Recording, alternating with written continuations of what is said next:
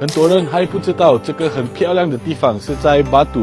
Bermaksud banyak orang lagi tidak mengetahui tempat yang sangat cantik ini terletaknya di Batu Pahat Johor.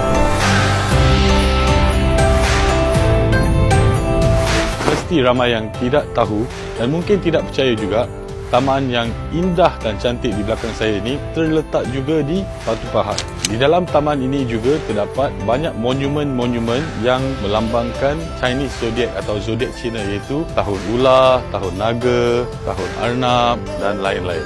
Ini merupakan antara ikan air tawar yang paling besar di dunia yang lebih dikenali sebagai ikan arapaima, dan kebanyakan tokong Cina yang besar-besar mempunyai beberapa ekor ikan inilah yang merupakan satu daya tarikan kepada tempat ini. Menurut kepada kepercayaan mereka, mereka akan datang sini dan membuang koin atau shilling untuk mendapatkan hajat yang mereka inginkan. Membuang shilling ke dalam kolam, khususnya dekat kuil, melambangkan harapan untuk nasib baik, rezeki dan keberkatan. Ia juga sebagai tanda hormat dan selaras dengan kepercayaan Cina bahawa air membawa kekayaan dan tenaga positif. Di sini, setiap kunjungan adalah peluang untuk menemukan semula diri dan menikmati pengalaman unik yang meninggalkan kesan yang mendalam. Jika anda datang ke tempat istimewa ini, anda boleh menikmati juga panorama yang sangat indah dan priceless Tanjung Labuh, Batu Pahat. Tempat ini dibuka setiap hari daripada pukul 8 pagi sehingga 6 petang, dan saya ingin mengambil kesempatan ini untuk